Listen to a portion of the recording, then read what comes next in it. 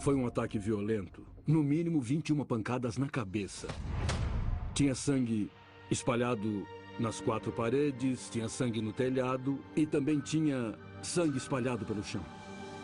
Ela estava de frente na cama. Os braços estavam nas costas e as mãos amarradas com uma corda. A camisola dela estava puxada acima da cabeça. Totalmente encharcada de sangue, junto com o lençol na cabeça dela, também encharcado de sangue.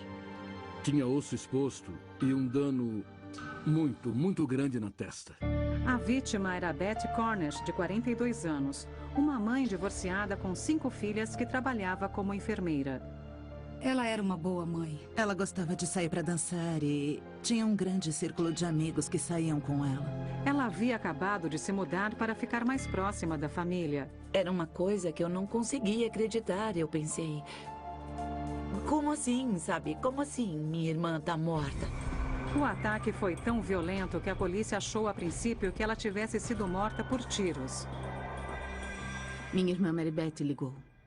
Disse que algo tinha acontecido. E que acharam que tinham atirado nela. Eu sei que comecei a enlouquecer, eu queria encontrá-la porque sabia que iam levar o corpo para Newark para fazer a autópsia. E eu ficava falando, ela tá sozinha, deve estar sozinha, eu quero ficar com ela. O relatório da autópsia mostrou que Betty Cornish morreu de ferimentos de golpes causados por um ataque de martelo. Quando nós descobrimos pelo relatório da autópsia que foi usada a parte de trás do martelo e que ele penetrou o crânio, isso foi horrível. Foi uma pessoa com raiva. Seja pelo resultado de uma briga, se é que a vítima brigou com ele. Ele estava bravo, chateado com alguma coisa e descontou na vítima. O assassinato foi tão violento que a polícia supõe que os vizinhos tenham ouvido alguma coisa. Foi um momento difícil. Ninguém que morava no prédio nos dava informações. Nenhum grito, nada diferente, nada incomum. Apesar do ataque violento à vítima, não havia nada diferente no apartamento, exceto sangue no banheiro. Encontramos sangue no banheiro. Encontramos sangue perto da pia e no espelho. Achamos que o suspeito deve ter se limpado por ali mesmo. A princípio, parecia que o assassino tinha entrado pela janela, porque a janela da vítima foi removida e encontrada ao lado do prédio. Mas uma digital encontrada no vidro contou uma história diferente à polícia. Essa digital deve ter sido feita por alguém que estava dentro, pegando a janela. Para alguém entrar pela janela, esse alguém teria que segurar no peitoril para conseguir. Dessa maneira, haveria marcas na madeira, marcas do corpo passando, e não havia marcas. Isso levou a polícia a crer que Betty Cornish conhecia o assassino. Acreditamos que a janela foi removida para nos despistar, porque ele era uma pessoa próxima à vítima. Então a polícia se voltou ao namorado dela. Ele achou o corpo e informou o crime. Começamos a questioná-lo. Ele disse que tinha ido pescar naquele dia. Então, outros investigadores que foram ao apartamento vieram falar que tinham encontrado um jogo de prendedores que um pescador usaria e estava bem embaixo da janela do quarto da vítima. Aquilo foi muito suspeito para nós, porque ele disse que tinha ido pescar. Foi chocante, mas eu achei que talvez tivesse sido o namorado, porque eu não conhecia o Paul tão bem. Ele teria removido a janela? Começamos a interrogar o namorado dela, mais e mais. E acho que foi por isso que ele se assustou. Antes da polícia conseguir questioná-lo mais, ele parou de falar. Ele pediu um advogado. Então não podíamos mais falar com ele. E o advogado falou para ele não falar nem cooperar mais com a gente. Então, depois de 3 dias e nenhuma pista concreta, as pessoas da cidade estavam tensas. Foi o primeiro assassinato que Belvedere testemunhou em 80 ou 100 anos. As pessoas da área próxima ao prédio ficaram muito assustadas naquela época. Uma multidão de pessoas viu o que estava acontecendo e havia o medo de que mais pessoas pudessem estar em perigo. Minha vida inteira mudou. Tudo virou de ponta cabeça em uma noite. Eu não tinha mais onde morar. Eu não tinha mais minha mãe para me criar. Nada voltou ao normal. Moradores do edifício, ávidos para ajudar a polícia, se voluntariaram para testes do polígrafo e todos passaram. Parecia que a polícia havia encontrado uma barreira. Quanto mais se demora em um caso, as chances diminuem ainda mais a cada hora. Isso te assusta. Tinha um assassino na comunidade e não sabíamos onde ele estava. Você imaginou um monstro. Só um monstro poderia fazer uma coisa como aquela. Não sabíamos que tipo de pessoa estava solta. Eu só queria essa pessoa presa pra ontem, sabe? Lembro de ligar pra promotoria. Já acharam ele? Já acharam a pessoa que matou minha irmã? Foi quando alguém me falou sobre a Nancy. Nancy Weber é uma vidente que diz poder ver o que a maioria de nós não pode. Não é sempre em forma de imagem. Às vezes é em forma de som, às vezes é em forma de cheiro, às vezes é em forma de visão. Às vezes uma sensação, um tecido. 8 dias depois do assassinato da irmã, Peg ligou para a vidente Nancy Weber e combinou um encontro. Ela não queria saber nada, Nancy não queria saber nada. E ela me levou para um quarto e começou a falar. Eu senti uma tristeza de partir o coração. Horrível. Sem nenhum conhecimento do caso, a vidente se conectou à perda de Peg. De alguma forma, eu percebi que ela tinha sofrido uma perda enorme e trágica de um membro da família. Uma irmã tinha sido assassinada. Então, ela disse algo incrível. Eu disse para ela, a polícia suspeita do namorado. E ela disse, sim. Eu disse, ele não é o assassino. Mas a vidente poderia ver quem era o verdadeiro assassino? Eu vi um martelo e uma mulher amarrada na cama. Vi ela ser brutalmente morta. E pensei, esse é o assassino. Em Belvedere, Nova Jersey, Betty Connors, de 42 anos, havia sido encontrada morta a pancadas há 8 dias. Tinha um assassino na comunidade e não sabíamos onde ele estava. O namorado dela, que achou o corpo, não falava e a polícia tinha poucas pistas concretas. Eu só queria essa pessoa presa pra ontem, sabe? Desesperada para encontrar o assassino, a irmã da vítima pediu ajuda a uma vidente. E a vidente teve uma visão do assassinato. Uma visão tão horrível que ela sentiu que apenas poderia compartilhar com a polícia. Eu pedi que ela contatasse o policial do caso e pedi para falarem comigo, não com ela. Eu recebi uma ligação de Peg Goble. Ela me disse que tinha falado com uma vidente. Eu sou um cético. Quando uma vidente liga ou diz que tem habilidades psíquicas, eu quero sempre ouvir quem é e o que tem a dizer antes de acreditar no que esse indivíduo está dizendo.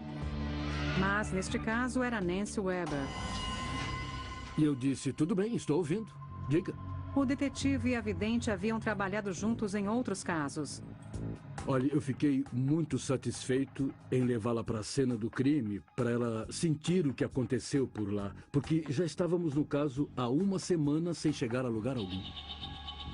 Mal o detetive e a vidente chegaram na cena do crime, Nancy teve uma visão que colocaria a investigação de cabeça para baixo. Eu olhei para cima e vi uma sombra. E pensei, é o assassino. Está subindo a escada. Ele mora aqui. Eu apontei para cima e falei, o assassino mora lá em cima. O nome dele é John e a inicial do sobrenome é R. Ela me deu o nome John e me deu as iniciais J e R. O homem de cima era John Reese, de 30 anos, um trabalhador que morava com a namorada e as 2 filhas dela. Ele trabalhava com equipamentos pesados na fazenda. Um cara da classe proletária. E eu disse, bom, não tenho certeza se esse é o cara certo, Nancy. Ele já passou pelo polígrafo. John Reese não apenas havia passado pelo polígrafo, mas tinha um álibi para a hora que a polícia achava que o crime tinha ocorrido. Baseado na condição do corpo e o que sabíamos no momento, achamos que a hora da morte tinha sido próxima à meia-noite. John Reese nos contou, e bem especificamente, onde esteve o dia todo até as 2 horas da manhã, quando ele foi para a cama. Ele apresentou um álibi muito bom. Eu disse que não importava. Era uma sensação e uma visão muito forte. Naquele momento, na minha cabeça, eu tinha desistido do Sr. Reese. Ele passou pelo polígrafo. Ela disse que não ligava, sabe? Testa ele de novo, faça o que tiver que fazer, mas ele é o cara. Depois, o detetive Ritter levou a vidente ao quarto de Betty Cornish. A cena do crime não havia sido limpa, ainda havia sangue por todo lado. Era assustador entrar sem saber o que estava lá. Quando Nancy parou ao lado da cama da vítima, foi atingida por outra visão. O horário era 1h30 da manhã, mais ou menos. A visão dela colocou o tempo da morte bem mais tarde do que o previsto pela polícia. E foi uma das poucas vezes que Dave realmente me respondeu e disse, não. Foi mais cedo. Eu disse, não. Errado. Porque eu tinha uma impressão muito forte da hora e tinha uma impressão muito forte do assassino. A vidente poderia estar certa? O assassino poderia ser John Reese? Ela me fez pensar mais. Eu sabia que ele era suspeito, mas eu era suspeita, todo mundo era. Então, quando ela insistiu naquilo, eu comecei a acreditar que realmente... Mesmo que tivesse passado no polígrafo, ela sabia que era ele. Ele estava lá quando a polícia chegou, ele estava lá quando os detetives chegaram, ele estava lá quando levaram o corpo e ele estava lá toda vez que alguém olhava. John Reese estava lá. A visão final da vidente colocou a investigação no caminho certo. Vi a imagem borrada de uma fivela metálica. E na minha cabeça eu vi que era uma fivela de cowboy, que tinha muito valor e significado para John Reese. Peter mandou um investigador para ver se Nancy estava certa. Reese tinha mesmo uma fivela que era muito parecida com a que Nancy tinha descrito. Com essa nova informação, o detetive Ritter arriscou-se e deu uma segunda olhada no homem do andar de cima. Eu, como supervisor, pelo menos até então, tinha uma justificativa na minha cabeça para gastar horas com um homem que já havia passado pelo polígrafo. Ele decidiu apostar na visão da vidente. Meu chefe chegou a dizer que eu era um louco. Peter mandou detetives interrogarem Reese novamente. Reese estava muito à vontade com os dois detetives e aceitou falar com eles todos os dias. Eles quase ficaram amigos. E devido a esse laço de amizade, ele começou a falar sobre mais algumas coisas. O detetive Tom Traynor era um dos oficiais investigando Reese. Ele deu informações que nos fizeram acreditar que ele podia ter ido ao apartamento da vítima. Não havia uma prova real de como ou por que ele estava lá e, enquanto isso, nosso cara da identificação trabalhou nas digitais escondidas na janela da frente. 11 dias depois do assassinato, a primeira evidência concreta. A digital pertencia a John Reese. Traynor foi atrás de Reese novamente e falou, olha, pegamos sua digital na janela. Diga, qual é a história? Ah, bom, eu e a Betty éramos muito amigos, então eu desci e aí a janela travou e eu tive que ajudá-la a sair da janela para poder fechar. John Reese disse que foi lá para consertar a janela e a janela nunca travou. A gente colocava um calço debaixo dela para segurar porque ela não fechava. Outra surpresa. O legista revisou a hora da morte. Betty Cornish não morreu à meia-noite como a polícia achava. Ela morreu bem mais tarde. Então recebemos os resultados do escritório do legista, que afirmava que aquela morte aconteceu nas primeiras horas do dia. Assim como a vidente havia dito à polícia, no momento em que Reese não tinha álibi.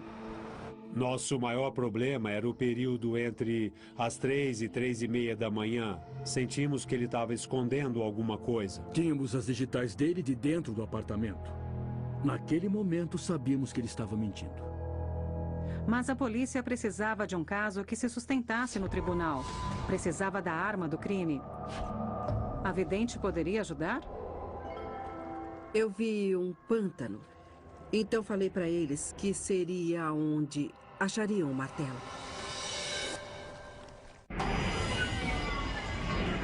Graças à visão de uma vidente, a polícia de Belvedere, Nova Jersey, tinha um suspeito principal no assassinato brutal da enfermeira de 42 anos.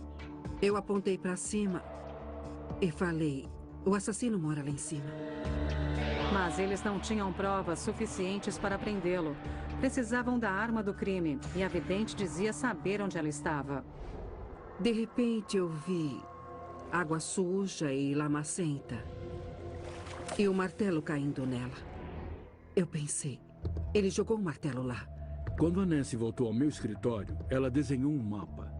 Eu peguei um pedaço de papel, desenhei meu mapa e entreguei para eles. E eu disse, aí que acharão o martelo. Ela nos deu uma estrada, nos deu um caminho. Disse que era uma floresta e que tinha água no canto. Aí ela disse, eu vi Reese jogando o martelo na mata. Mas ela não soube falar para a polícia onde estava a água. Ao mesmo tempo, detetives continuaram pressionando o principal suspeito, determinados a encontrar falhas na história. Ele deu informações detalhadas sobre quando fez o café, quando acordou de manhã para trabalhar, o horário que saiu. Mas no horário da morte da vítima, ele não lembrava. Ele falava rapidamente. A partir de então, o Reese começou a falar mais coisas. E essas coisas que ele adicionava aos depoimentos eram novas, não tinham sido faladas antes. Havia muitas coisas pequenas que ele mudava no comportamento, sabe? Respirando fundo, dava para ver que tinha algo incomodando. E chegou o ponto em que sentimos que ele ia falar alguma coisa. Os detetives agiram, levaram Reese. Perguntamos tudo o que sabíamos. Andamos ao redor da mesa, sentamos perto dele, olhamos no olho dele e dissemos, John, sabemos o que você fez e você também sabe. Então, por que não conta a verdade? Depois de 20, 25 minutos, talvez meia hora, o detetive Traynor saiu da sala, falando que ele tinha confessado o crime. Ele sabia que nós sabíamos que ele era o assassino. E por algum motivo tinha que dividir aquilo conosco. É difícil entender como, por quê, mas alguma coisa fez ele perceber que era errado e tinha que confiar em nós e tinha que admitir que fez aquilo. Tinha um martelo no chão, então eu peguei e bati uma vez na cabeça dela. Bati 2, 3, 4 vezes com o martelo. Caiu sangue na cama. E um pouco na parede também. Então, eu fui para cima, coloquei o martelo num saco de lixo, lavei minhas mãos e tomei uma cerveja e fui dormir. Depois, ele contou à polícia que deixou o martelo na fazenda onde trabalhava. Quando fizemos uma busca na floresta, acabamos achando água na nossa frente. A água onde Nancy disse que haveria água. Então entramos, pegamos o martelo, fotografamos, tiramos, ensacamos, etiquetamos e deixamos como evidência. 18 dias depois de matar Beth Cornish a pancadas, John Reese foi acusado pelo assassinato. E lembro que eu, minha mãe e meu pai nos abraçamos e pulamos felizes que tinham pego ele. Mas percebemos que aquilo não a traria de volta. Apesar da confissão, posteriormente Reese se declarou inocente. No tribunal, os advogados dele disseram que Beth Cornish o convidara para o apartamento. Foi muito difícil porque tivemos que sentar e ver o assassino lá todo dia. Na maior parte do tempo, o Sr. Reese só acenava com a cabeça e a mão. E parecia desinteressado por tudo. Ele não queria mostrar nenhuma expressão para o júri. Então, basicamente, ele ficou com cara de entediado. Ele virava a cabeça o tempo todo para olhar pra gente. Lembro da minha mãe lá e... ela chorava. Foi difícil para ela segurar o choro.